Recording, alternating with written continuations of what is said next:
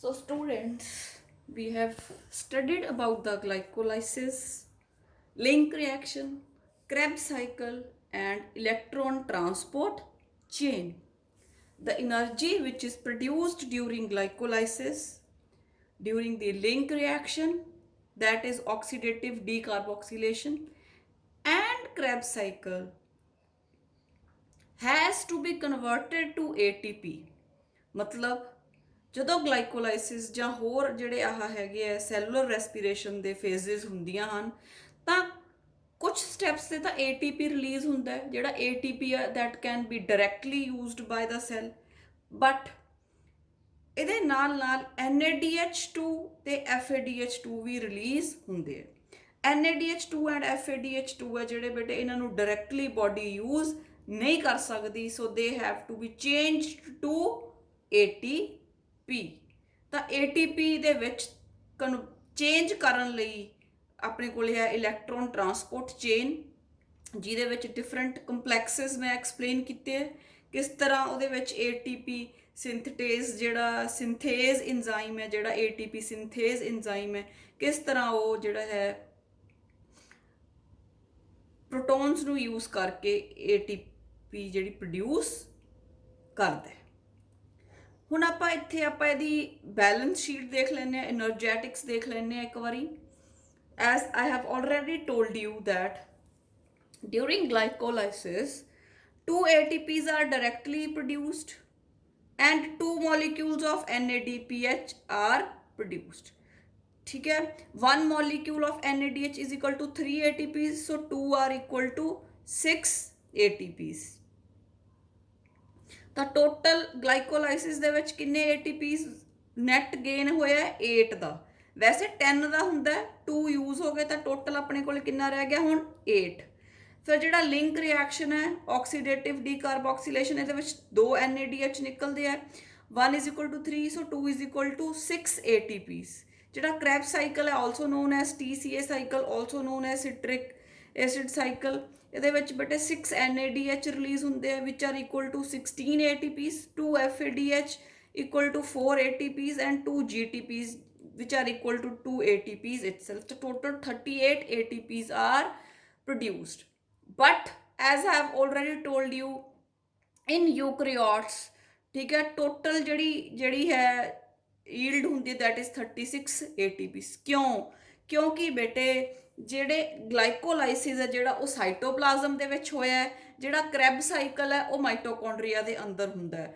ਜਿਹੜੀ ETC ਹੈ ਉਹ ਵੀ ਮਾਈਟੋਕੌਂਡਰੀਆ ਦੇ ਅੰਦਰ ਹੁੰਦੀ ਹੈ ਤਾਂ ਗਲਾਈਕੋਲਾਈਸਿਸ ਦੇ ਦੌਰਾਨ ਜਿਹੜਾ NADH ਪ੍ਰੋਡਿਊਸ ਹੁੰਦਾ ਹੈ ਤਾਂ ਇਹਦੇ ਵਿੱਚ ਬੇਟੇ ਜਿਹੜਾ NADH ਪ੍ਰੋਡਿਊਸ ਹੁੰਦਾ ਨਾ ਤਾਂ ਇਹਨੂੰ ਕਨਵਰਟ ਕਰਨ ਲਈ ਇਲੈਕਟ੍ਰੋਨ ਟਰਾਂਸਪੋਰਟ ਚੇਨ ਕੋਲ ਲੈ ਕੇ ਜਾਣਾ ਪੈਂਦਾ ਹੈ ਤਾਂ ਇਹਨੂੰ ਉੱਥੋਂ ਟਰਾਂਸਪੋਰਟ ਕਰਨ ਲਈ 2 ATPs ਯੂਜ਼ ਹੁੰਦੇ ਆ ਵੈਸੇ ਤਾਂ ਦੇਖੋ ਇੱਥੇ 2 NADH ਸੀ ਤਾਂ ਆਪਾਂ 6 ATPs ਰਿਲੀਜ਼ ਕਰਨੇ ਸੀ ਪਰ 6 ਨਹੀਂ ਹੁੰਦੇ ਕਿਉਂਕਿ 2 ਹੈ ਜਿਹੜੇ ਉਹ ਯੂਜ਼ ਹੋ ਜਾਂਦੇ ਆ ਇਸ ਕਰਕੇ ਇੱਥੇ ਜਿਹੜੇ ਹੈ 4 ATPs ਦਾ ਗੇਨ ਹੀ ਹੁੰਦਾ ਇਸ ਕਰਕੇ ਨੈਟ ਯੀਲਡ 36 ਹੈ ਵੈਸੇ 38 ਹੁੰਦੇ ਆ ਬਟ ਯੂਕਰੀਓਟਸ ਦੇ ਵਿੱਚ ਜਦੋਂ ਜਿਹੜਾ ਹੈ NADH ਨੂੰ ETC ਤੱਕ ਪਹੁੰਚਾਉਣਾ ਹੁੰਦਾ ਤਾਂ 2 ATPs ਹੈ ਜਿਹੜੇ ਯੂਜ਼ ਹੋ ਜਾਂਦੇ therefore the total net ATP gain is 36 ATPs so this is the respiratory balance sheet ਹਾਂਜੀ ਬੇਟੇ ਇਸ ਡਾਇਗਰਾਮ ਦੇ ਵਿੱਚ ਤੁਸੀਂ ਦੇਖ ਸਕਦੇ ਹੋ ਕਿ ਡਿਊਰਿੰਗ ਫੋਟੋਸਿੰਥੇਸਿਸ ਆ ਜਿਹੜਾ ਮੈਂ ਗ੍ਰੀਨ ਕਲਰ ਦਾ ਕਲੋਰੋਪਲਾਸਟ ਦਿਖਾਇਆ ਹੈ ਇਹਦੇ ਵਿੱਚ ਬੇਟੇ ਕੈਲਵਿਨ ਸਾਈਕਲ ਹੁੰਦਾ ਹੈ ਤੇ ਜਿਹੜਾ ਹੈ ਗਲੂਕੋਜ਼ ਹੈ ਜਿਹੜਾ ਉਹ ਬਣ ਜਾਂਦਾ ਹੈ that glucose is transferred to the cytoplasm ਜਿੱਥੇ glycolysis ਹੋਣੀ ਹੈ means breakdown of glucose ਜਿਹੜੀ ਚੀਜ਼ ਕੈਲਵਿਨ ਸਾਈਕਲ ਤੋਂ ਬਾਅਦ ਬਣੀ ਠੀਕ ਹੈ ਉਹ ਰੈਸਪੀਰੇਸ਼ਨ ਦੇ ਵਿੱਚ ਯੂਜ਼ ਹੋਣੀ ਸ਼ੁਰੂ ਹੋ ਜੂਗੀ ਇਟ ਇਜ਼ ਅ ਰੈਸਪੀਰੇਟਰੀ ਸਬਸਟ੍ਰੇਟ ਜਿਹੜਾ ਗਲੂਕੋਜ਼ ਹੈ ਠੀਕ ਹੈ ਗਲੂਕੋਜ਼ ਟੁੱਟੂਗਾ ਬੇਟੇ ATP ਰਿਲੀਜ਼ ਹੋਊਗੀ ਤੇ NADH ਰਿਲੀਜ਼ ਹੋਊਗੀ ATP ਡਾਇਰੈਕਟਲੀ ਬਾਡੀ ਯੂਜ਼ ਕਰ ਲੂਗੀ ਪਰ NADH ਹੈ ਜਿਹੜਾ ਇਹ ਡਾਇਰੈਕਟਲੀ ਯੂਜ਼ ਨਹੀਂ ਕਰ ਸਕਦੀ ਠੀਕ ਹੈ ਤਾਂ ਜਿਹੜਾ ਉਹ NADH ਹੈ ਬੇਟੇ ਇਹ ਪਹੁੰਚ ਜੂਗਾ to the electron transport system ਵਿਚ is present in the mitochondria ਦੇ ਅੰਦਰ ਇਲੈਕਟ੍ਰੋਨ ਟਰਾਂਸਪੋਰਟ ਚੇਨ ਪਈ ਹੈ, ਉਹਦੇ ਕੋਲੇ ਬੇਟੇ ਜਿਹੜਾ NADH ਪ੍ਰੋਡਿਊਸ ਹੋਇਆ ਹੈ ਡਿਊਰਿੰਗ ਗਲਾਈਕੋਲਾਈਸਿਸ ਪਹੁੰਚ ਜੂਗਾ। ਠੀਕ ਹੈ, ਇਹਨੂੰ ਪਹੁੰਚਣ ਲਈ એનર્ਜੀ ਯੂਜ਼ ਹੁੰਦੀ ਹੈ। ਉਸ ਤੋਂ ਬਾਅਦ ਬੇਟੇ ਜਿਹੜਾ ਆਰਗੈਨਿਕ ਐਸਿਡਸ ਬਣੇ ਸੀ, ਠੀਕ ਹੈ, ਉਹ ਬੇਟੇ ਜਿਹੜਾ ਹੈ ਐਸੀਟਾਈਲ CoA ਦੀ ਫਾਰਮ ਦੇ ਵਿੱਚ ਕ੍ਰੈਬ ਸਾਈਕਲ ਦੇ ਵਿੱਚ ਪਹੁੰਚ ਜਾਂਦਾ ਹੈ। ਕ੍ਰੈਬ ਸਾਈਕਲ ਜਦੋਂ ਹੁੰਦਾ ਹੈ ਬੇਟੇ ਤਾਂ ਕਾਰਬਨ ਡਾਈਆਕਸਾਈਡ ਰਿਲੀਜ਼ ਹੁੰਦੀ ਹੈ, NADH ਤੇ FADH2 ਰਿਲੀਜ਼ ਹੁੰਦੇ ਆ। ਉਹ NADH ਤੇ FADH2 ਬੇਟੇ ਪਹੁੰਚ ਜਾਂਦੇ ਆ ਇਲੈਕਟ੍ਰੋਨ ਟਰਾਂਸਪੋਰਟ ਚੇਨ ਕੋਲੇ। ਇਲੈਕਟ੍ਰੋਨ ਟਰਾਂਸਪੋਰਟ ਚੇਨ ਦਾ ਕੰਮ ਹੈ NADH ਤੇ FADH2 ਨੂੰ ਕਨਵਰਟ ਕਰ ਦੇਣਾ ਇਨਟੂ ATP ਐਂਡ ਇਸ ਪ੍ਰੋਸੈਸ ਦੇ ਵਿੱਚ ਜਿਹੜਾ ਹੈ એનર્ਜੀ ਹੈ ਜਿਹੜੀ ਉਹ ਰਿਲੀਜ਼ ਹੋ ਜਾਂਦੀ ਹੈ। So this is how photosynthesis and respiration they are interconnected ਆਪਾਂ ਕਹਿ ਸਕਦੇ ਹਾਂ, ਕਿਉਂਕਿ ਜਿਹੜਾ ਫੋਟੋਸਿੰਥੇਸਿਸ ਦੇ ਵਿੱਚ ਜਿਹੜਾ ਐਂਡ ਪ੍ਰੋਡਕਟ ਹੈ ਕੈਲਵਿਨ ਸਾਈਕਲ ਤੋਂ ਬਾਅਦ ਜਿਹੜਾ ਗਲੂਕੋਜ਼ ਬਣ ਰਿਹਾ ਹੈ, ਠੀਕ ਹੈ, ਰੈਸਪੀਰੇਸ਼ਨ ਦੇ ਵਿੱਚ ਗਲੂਕੋਜ਼ ਤੋਂ ਹੀ ਜਿਹੜਾ ਪ੍ਰੋਸੈਸ ਹੈ ਗਲਾਈਕੋਲਾਈਸਿਸ ਤੋਂ ਸ਼ੁਰੂ ਹੁੰਦਾ ਹੈ। ਗਲਾਈਕੋਲਾਈਸਿਸ ਸਾਈਟੋਪਲਾਜ਼ਮ ਦੇ ਵਿੱਚ ਹੁੰਦੀ ਹੈ। ਕ੍ਰੈਬ ਸਾਈਕਲ ਜਿਹੜਾ ਹੈ ਤੇ ਇਲੈਕਟ੍ਰੋਨ ਟਰਾਂਸਪੋਰਟ ਚੇਨ ਹੈ ਜਿਹੜੀ ਉਹ ਬੇਟੇ ਮਾਈਟੋਕੌਂਡਰੀਆ ਦੀ ਇਨਰ ਮੈਂਬਰੇਨ ਦੇ ਵਿੱਚ ਹੁੰਦਾ ਹੈ। ਨੈਕਸਟ ਬੇਟੇ ਆਪਣੇ ਕੋਲ ਹੈਗਾ ਰੈਸਪੀਰੇਸ਼ਨ ਇਨ ਪਲਾਂਟਸ ਦੇ ਵਿੱਚ ਕੀ ਆਪਾਂ ਹੁਣ ਤੱਕ ਕੀਤਾ, ਮੈਂ ਫਟਾਫਟ ਤੁਹਾਨੂੰ ਇਹਦੇ ਬਾਰੇ ਦੱਸ ਦਿੰਦੀ। ਜਿਹੜੀ cellular respiration it begins with glucose ਦੀ ਬ੍ਰੇਕਡਾਊਨ ਹੋ ਜਾਂਦੀ ਹੈ। This process is called as glycolysis. Breakdown ਹੋ ਜਾਂਦੀ ਹੈ ਟੂ ਮੇਕ ਪਾਇਰੂਵੇਟ, ਇਹਨੂੰ ਆਪਾਂ ਕਿਹਾ ਗਲਾਈਕੋਲਾਈਸਿਸ। ਸਾਈਟੋਪਲਾਜ਼ਮ ਦੇ ਅੰਦਰ ਇੰਨਾ ਪ੍ਰੋਸੈਸ ਹੋ ਜਾਂਦਾ। ਜਦੋਂ ਗਲਾਈਕੋਲਾਈਸਿਸ ਹੁੰਦੀ ਹੈ ਤਾਂ ATP ਬਣਦੇ ਹੈ ਤੇ NADH ਬਣਦਾ ਇਨ ਦਾ ਸਾਈਟੋਪਲਾਜ਼ਮ। ਉਸ ਤੋਂ ਬਾਅਦ ਕੀ ਹੁੰਦਾ ਹੈ, ਜਿਹੜਾ ਇਹ ਪਾਇਰੂਵੇਟ ਬਣਿਆ ਬੇਟੇ ਇਹ ਦੋ ਤਰੀਕਿਆਂ ਨਾਲ ਯੂਜ਼ ਹੋ ਸਕਦਾ ਹੈ। ਜੇ ਤਾਂ ਐਨਾਰੋਬਿਕ ਰੈਸਪੀਰੇਸ਼ਨ ਹੈ ਤਾਂ ਲੈਕਟਿਕ ਐਸਿਡ ਫਰਮੈਂਟੇਸ਼ਨ ਹੋ ਜੂਗੀ ਜਿਸ ਦੇ ਨਾਲ ਲੈਕਟਿਕ ਐਸਿਡ ਪ੍ਰੋਡਿਊਸ ਹੋ ਜੂਗਾ, ਜਾਂ ਫਿਰ ਅਲਕੋਹਲਿਕ ਫਰਮੈਂਟੇਸ਼ਨ ਹੋ ਜੂਗੀ ਜਿਹਦੇ ਨਾਲ CO2 ਤੇ ਅਲਕੋਹਲ ਬਣ ਜੂਗਾ। ਇਸ ਪ੍ਰੋਸੈਸ ਦੇ ਵਿੱਚ ਜਿਹੜਾ ਆਕਸੀਜਨ ਜਿਹਦੇ ਵਿੱਚ ਇਨਵੋਲਵ ਨਹੀਂ ਹੁੰਦੀ ਇਹਨੂੰ ਆਪਾਂ ਐਨਾਰੋਬਿਕ ਰੈਸਪੀਰੇਸ਼ਨ ਕਿਹਾ, ਤੇ ਇਹਦੇ ਵਿੱਚ ਬਹੁਤ ਘੱਟ ਜਿਹੜੀ ਹੈ એનર્ਜੀ ਰਿਲੀਜ਼ ਹੁੰਦੀ ਹੈ। ਤਾਂ ਇਸ ਕਰਕੇ ਯੂਕੈਰੀਓਟਸ ਹੈ ਜਾਂ ਜਿਹੜੇ ਹਾਇਰ ਆਰਗੈਨਿਜ਼ਮ ਹੈ ਉਹਨਾਂ ਦਾ ਐਨਾਰੋਬਿਕ ਰੈਸਪੀਰੇਸ਼ਨ ਦੇ ਨਾਲ ਨਹੀਂ ਸਰ ਸਕਦਾ, ਕਿਉਂਕਿ ਦੋ ਹੀ ATPs ਰਿਲੀਜ਼ ਹੁੰਦੇ ਆ। ਤੇ ਆਪਾਂ ਦੇਖ ਚੁੱਕੇ ਹਾਂ ਕਿ ਯੂਕੈਰੀਓਟਸ ਦੇ ਵਿੱਚ 36 ATPs ਹੈ ਜਿਹੜੇ ਉਹ ਬਣਦੇ ਆ ਥਰੂ ਐਰੋਬਿਕ ਰੈਸਪੀਰੇਸ਼ਨ। ਫਿਰ ਆ ਜਿਹੜਾ ਬੋਡੀ ਦੀ ਐਕਟੀਵਿਟੀਜ਼ ਸਾਰੀਆਂ ਸੈਲੂਲਰ ਐਕਟੀਵਿਟੀਜ਼ ਹੁੰਦੀਆਂ। ਤਾਂ ਗਲਾਈਕੋਲਾਈਸਿਸ ਸਾਈਟੋਪਲਾਜ਼ਮ ਦੇ ਵਿੱਚ ਹੋ ਜਾਂਦੀ ਹੈ, ਠੀਕ ਹੈ ਬੇਟੇ। ਇਫ ਦੀ ਆਰਗੈਨਿਜ਼ਮਸ ਐਨਾਰੋਬਿਕ ਤਾਂ ਉਹਦੇ ਵਿੱਚ ਅਲਕੋਹਲਿਕ ਫਰਮੈਂਟੇਸ਼ਨ ਹੋ ਸਕਦੀ ਹੈ ਜਾਂ ਲੈਕਟਿਕ ਐਸਿਡ ਫਰਮੈਂਟੇਸ਼ਨ। ਜਿਵੇਂ ਲੈਕਟਿਕ ਐਸਿਡ ਆਪਣੇ ਮਸਲਸ ਦੇ ਵਿੱਚ ਬਣ ਜਾਂਦਾ ਹੈ ਡਿਊਰਿੰਗ ਹੈਵੀ ਐਕਸਰਸਾਈਜ਼, ਜਦੋਂ ਆਪਾਂ ਜਾਂ ਭੱਜਦੇ ਹਾਂ, ਕਿਉਂਕਿ ਬੋਡੀ ਦੇ ਸੈਲਸ ਨੂੰ ਜ਼ਿਆਦਾ ਆਕਸੀਜਨ ਦੀ ਅਵੇਲੇਬਿਲਿਟੀ ਨਹੀਂ ਹੁੰਦੀ। ਨੈਕਸਟ ਜਦੋਂ ਆਕਸੀਜਨ ਅਵੇਲੇਬਲ ਹੈ ਤਾਂ ਐਰੋਬਿਕ ਰੈਸਪੀਰੇਸ਼ਨ ਹੋਊਗੀ। ਐਰੋਬਿਕ ਰੈਸਪੀਰੇਸ਼ਨ ਜਿਹੜੀ it's takes place inside the mitochondria, occurs in the mitochondria, and it begins with the Krebs cycle. Krebs cycle produces NADH. That NADH is transferred to the electron transport chain to make ATPs. 32 ATPs ਬਣ ਜਾਂਦੇ ਆ Krebs cycle ਦੇ ਵਿੱਚ, ਤੇ ਜਿਹੜੇ ਆਪਾਂ ਉਧਰ ਕੀਤੇ ਸੀ ਜਿਹੜੇ ਹੈ 30 ਬਣ ਜਾਂਦੇ ਆ, ਉਧਰ 8 ਕੀਤੇ ਸੀ। ਤਾਂ ਇਸ ਤਰ੍ਹਾਂ ਜਿਹੜਾ ਹੈ ਸਾਰਾ ਪ੍ਰੋਸੈਸ ਹੈ ਜਿਹੜਾ ਉਹ ਹੋ ਜਾਂਦਾ। એનર્ਜੈਟਿਕਸ ਮੈਂ ਤੁਹਾਨੂੰ ਆਲਰੇਡੀ ਦੱਸ ਚੁੱਕੀ ਹਾਂ ਕਿ ਕਿਸ ਤਰ੍ਹਾਂ ਹੁੰਦਾ ਹੈ, right. So students next is the amphibolic pathway. Amphi ਦਾ ਮਤਲਬ ਹੁੰਦਾ ਬੋਥ, ਜਿਵੇਂ ਆਪਾਂ ਕਹਿੰਦੇ amphibians, both land and water. Amphi means both, bol means throw. So it is the one which is used for both breakdown and build up reactions. ठीक है, ਆਪਾਂ ਨੂੰ ਪਤਾ ਹੀ ਹੈ, ਆਪਾਂ ਕਹਿੰਦੇ ਕੈਟਾਬੋਲਿਜ਼ਮ ਤੇ ਐਨਾਬੋਲਿਜ਼ਮ।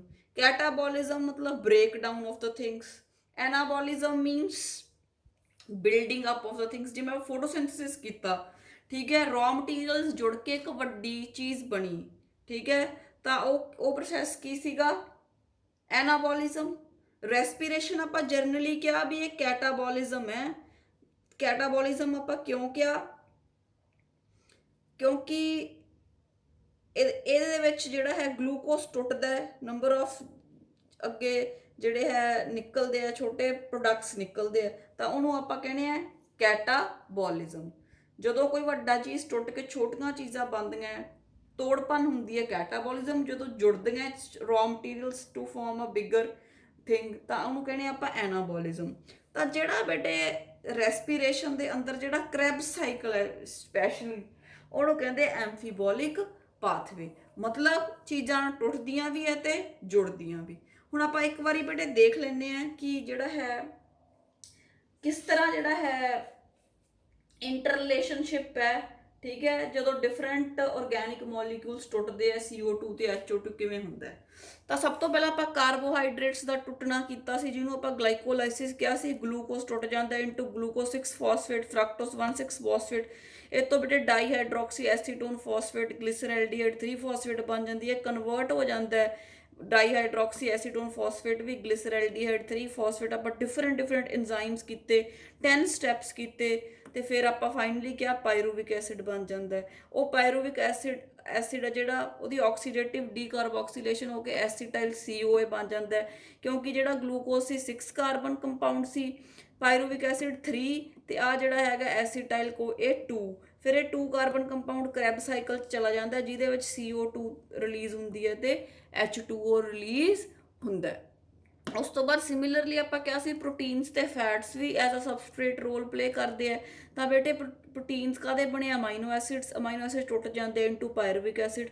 ਉਹ ਤੋਂ ਬਾਅਦ ਬੇਟੇ ਫਿਰ ਕ੍ਰੈਬ ਸਾਈਕਲ ਸ਼ੁਰੂ ਹੋ ਜਾਂਦਾ ਹੈ। ਫੈਟਸ ਵੀ ਬੇਟੇ ਟੁੱਟ ਜਾਂਦੇ ਇਨਟੂ ਫੈਟੀ ਐਸਿਡਸ ਐਂਡ ਗਲਿਸਰੋਲ। ਜਿਹੜੇ ਫੈਟੀ ਐਸਿਡਸ ਹੈ ਉਹ ਦੇ ਡਾਇਰੈਕਟਲੀ ਫਾਰਮ ਦਾ ਐਸੀਟਾਈਲ ਕੋਐਂਜ਼ਾਈਮ A, ਜਿਹੜਾ ਗਲਿਸਰੋਲ ਇਟ ਫਾਰਮਸ ਡਾਈਹਾਈਡਰੋਕਸੀ ਐਸੀਟੋਨ ਫਾਸਫੇਟ। ਤਾਂ ਕਹਿੰਦਾ ਜਿਹੜਾ ਇਹ ਕ੍ਰੈਬਸ ਸਾਈਕਲ ਹੈ ਜਾਂ ਜਿਹੜਾ ਰੈਸਪੀਰੇਸ਼ਨ ਹੈ, ਇਹਦੇ ਵਿੱਚ ਬੇਟੇ ਦੋਨੋਂ ਕੈਟਾਬੋਲਿਜ਼ਮ ਵੀ ਹੋ ਰਹੀ ਹੈ ਤੇ ਐਨਾਬੋਲਿਜ਼ਮ ਵੀ ਹੋ ਰਹੀ ਹੈ।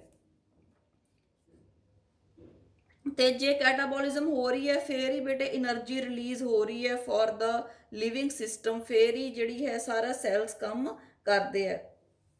ਤਾਂ ਜਦੋਂ ਇਹ ਜਿਹੜੇ ਪ੍ਰੋਡਕਟ ਜਿਹੜੇ ਟੁੱਟਦੇ ਆ ਬੇਟੇ, ਤਾਂ ਬਹੁਤ ਸਾਰੇ ਇੰਟਰਮੀਡੀਏਟਸ ਬਣਦੇ ਆ। ਜਿਹੜੇ ਇੰਟਰਮੀਡੀਏਟਸ ਹੈ ਜਿਹੜੇ ਇਹਨਾਂ ਦੇ ਵਿੱਚ ਜਦੋਂ ਜਿਹੜੇ ਆ ਚੀਜ਼ਾਂ ਬਣ ਰਹੀਆਂ ਵਿੱਚ, ਤਾਂ ਇਹ ਜਿਹੜੀਆਂ ਚੀਜ਼ਾਂ ਬੇਟੇ ਇਹ ਬਹੁਤ ਸਾਰੇ ਰॉ ਮਟੀਰੀਅਲਸ ਬਣ ਗਏ ਜਿਨ੍ਹਾਂ ਤੋਂ ਆਪਾਂ ਹੋਰ ਚੀਜ਼ਾਂ ਪੈਦਾ ਕਰ ਸਕਦੇ ਹਾਂ। ਮਤਲਬ ਆਪਾਂ ਪ੍ਰਾਇਮਰੀ ਸੈਕੰਡਰੀ ਮੈਟਾਬੋਲਾਈਟਸ ਬਣਾ ਰਹੇ ਹਾਂ, ਠੀਕ ਹੈ।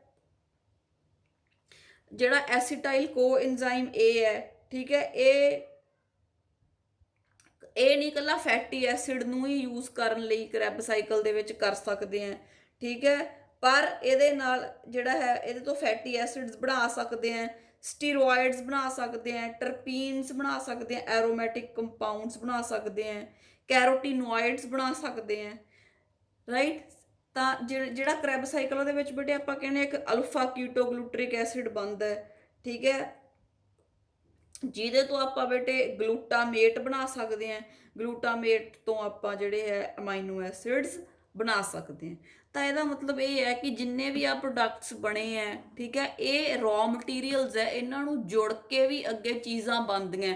ਇਸ ਕਰਕੇ ਰੈਸਪੀਰੇਸ਼ਨ ਨੂੰ ਕੱਲਾ ਕੈਟਾਬੋਲਿਜ਼ਮ ਨਹੀਂ ਕਹਿ ਸਕਦੇ, ਜਰਨਲੀ ਇਹ ਕੈਟਾਬੋਲਿਜ਼ਮ ਹੀ ਹੈ ਕਿ ਜਿਹੜਾ ਗਲੂਕੋਸ ਵਗੈਰਾ ਟੁੱਟ ਕੇ એનર્ਜੀ ਰਿਲੀਜ਼ ਹੁੰਦੀ ਹੈ। ਬਟ ਕਹਿੰਦਾ ਜਦੋਂ ਇਹ ਹੁੰਦਾ ਨਾਲ ਨਾਲ ਐਨਾਬੋਲਿਜ਼ਮ ਵੀ ਹੁੰਦੀ ਹੈ, ਕਿਉਂਕਿ ਜਿਹੜੇ ਵਿੱਚੋਂ ਦੀ ਜਿਹੜੇ ਰॉ ਮਟੀਰੀਅਲਸ ਬਣਦੇ ਆ ਇਹਨਾਂ ਨੂੰ ਜੋੜ ਕੇ ਅੱਗੇ ਹੋਰ ਚੀਜ਼ਾਂ ਬਣਾਈਆਂ ਜਾ ਸਕਦੀਆਂ। ਜਿਵੇਂ ਮੈਂ ਤੁਹਾਨੂੰ ਦੱਸ ਚੁੱਕੀ ਹਾਂ, ਐਸੀਟਾਈਲ ਕੋਐਂਜ਼ਾਈਮ A ਤੋਂ ਆਪਾਂ ਸਟੀਰੋਇਡਸ, ਟਰਪੀਨਸ ਵਗੈਰਾ ਬਣਾ ਸਕਦੇ ਹਾਂ। ਆਕਜ਼ੈਲੋ ਐਸਿਟਿਕ ਐਸਿਡ ਕੀਤਾ ਆਪਾਂ ਕ੍ਰੈਬ ਸਾਈਕਲ ਦੇ ਵਿੱਚ, ਇਹਦੇ ਵਿੱਚੋਂ ਬੇਟੇ ਆਪਾਂ ਅਮਾਈਨੋ ਐਸਿਡ ਅਸਪਾਰਟੇਟ ਅਮਾਈਨੋ ਐਸਿਡ ਹੁੰਦਾ, ਠੀਕ ਹੈ। ਡਿਫਰੈਂਟ ਅਮਾਈਨੋ ਐਸਿਡਸ ਜੁੜਨਗੇ ਫਿਰ ਹੀ ਪ੍ਰੋਟੀਨਸ ਬਣਨਗੇ। ਤਾਂ ਜਿਹੜਾ ਆਕਜ਼ੈਲੋ ਐਸਿਟਿਕ ਐਸਿਡ ਹੈ ਬੇਟੇ ਉਹਦੇ ਤੋਂ ਅਸਪਾਰਟੇਟ ਬਣਦਾ which is a important amino acid. ਤੇ ਜਿਹੜਾ ਗਲੂਟਾਮੇਟ ਬਣਿਆ ਤੇ ਅਸਪਾਰਟੇਟ ਬਣਿਆ, ਦੋਨੋਂ ਪ੍ਰੋਟੀਨਸ ਹੈ, ਠੀਕ ਹੈ। ਪ੍ਰਿਮੀਡੀਨਸ ਬਣਦੇ ਆ ਇਹਨਾਂ ਤੋਂ। ਫਿਰ ਆਪਾਂ ਕੀਤਾ ਸੀ ਸਕਸਿਨਿਲਿਕ ਐਸਿਡ, ਉਹਦੇ ਤੋਂ ਬੇਟੇ ਕਲੋਰੋਫਿਲ ਬਣਦੀ ਹੈ, ਸਾਈਟੋਕ੍ਰੋਮਸ ਬਣਦੇ ਹੈ। ਤਾਂ ਇਸ ਕਰਕੇ ਜਿਹੜਾ ਰੈਸਪੀਰੇਸ਼ਨ ਹੈ it involves both catabolism as well as anabolism. So it is called a amphibolic pathway, ਜਿਹਦੇ ਵਿੱਚ ਦੋਨੋਂ ਹੋਣ, ਕੈਟਾਬੋਲਿਜ਼ਮ ਵੀ ਤੇ ਐਨਾਬੋਲਿਜ਼ਮ ਵੀ। So that's all about the chapter. I hope you all have understood it well.